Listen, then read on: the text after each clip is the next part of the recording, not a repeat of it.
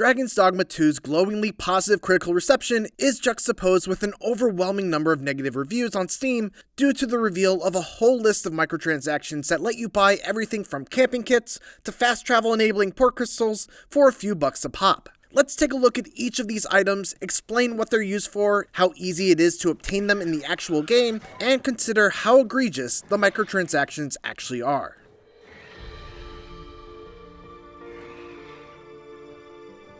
First off, there's the Explorer's Camping Kit. Camping kits are what you need to rest at campfires out in the wilderness. They are no doubt a very important item, but they are also very easy to find. You'll find your first one pretty much on the beaten path while you're following Gregor to the capital, and you can buy them at pretty much any item merchant in a variety of different weights and themes for fairly cheap. The only reason why this might be a tempting buy using real money is if your camp gets ambushed and destroyed, leaving you without a way to rest until you make it back to a major town. For this reason, I'd always recommend having 2 camping kits, one equipped on your person and one equipped on your pawn as a backup. Otherwise, being stranded in the wilderness without a camp is about as good of a reason as any to use a fairy stone to get back to town. Harpy Snares are actually fairly rare in my experience. I've only come across 5 of them in the 50 hours I've played, and for the life of me, I couldn't tell you where they're from. Talking with peers, it seems like they're generally rewards for random monster cullings or rescue missions that you encounter in the wilds. In any case, the use for these is to call Harpy to you and grab onto it so that you can fly to an out-of-reach treasure chest. It is a very situational item, and there's only been a few times I felt like I've ever actually needed to use it, as throwing pawns to out-of-reach treasure chests usually accomplishes the same thing. Hardell Pendants are an item that you can use to increase your relationship rating with a character. Truth be told, I haven't found one of these yet in my experience, so I checked it out by buying it and gifting it to the sweet little bartender in Vernworth. It instantly brought her relationship level to the point where she would blush at me and leave me gifts and flirty messages at my house. Which, I guess that's cool, but I've also already got several other characters that I've gotten to that level just by playing through side quests. So unless you really like the idea of making any PC into your boyfriend/girlfriend/cat person friend, you probably don't need this item. Ambivalent Rift allows you to randomly change your pawn's inclination. I don't know why you'd want to pay money for this because, for one, you can't choose what your pawn sounds like, and for two, you can buy this item from the Pawn Guild in Vernworth for 500 RC anyway. If you did want to change your pawn's inclination to a specific inclination, you can do that too at the same place, though it costs much more RC. As far as I've been able to tell, makeshift jail keys have one notable use. If you get thrown in jail after committing some sort of crime in town, you can use them to unlock your cell and escape. You could, though, alternatively bribe the guard with gold, find a key in your cell, or find a breakable wall. There was a moment I encountered in the Bakbatal jail where I was out of makeshift keys, didn't have the money anymore to bribe, and couldn't find any other way to escape. In that very hyper-specific situation, I could see the temptation to buy a key, but for any other scenario, there's absolutely no reason to ever spend money on one of these.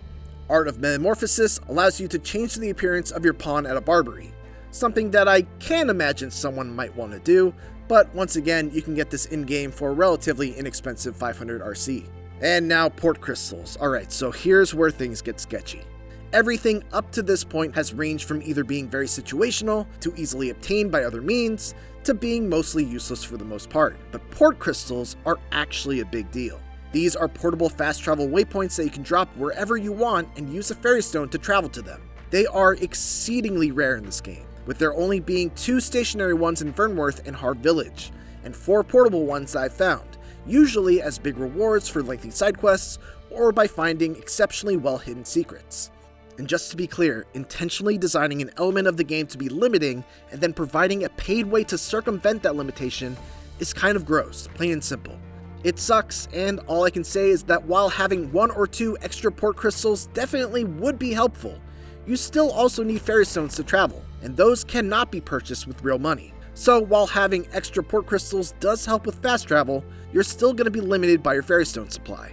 Wakestones are used to bring you back to life with full life whenever you lose all of your health. Alternatively, they can also be used to resurrect NPCs that you may have killed. They're pretty rare and very useful, but also this game's autosaves are fairly generous and will always put you back at the start of any fight against a tough enemy. They're also not so rare to the point where you'll just never have them. You can actually find an item called the Demon's Gaze, located inside Vernworth Castle atop one of the towers, which will allow you to ping Wakestone shard locations on the map in the immediate area.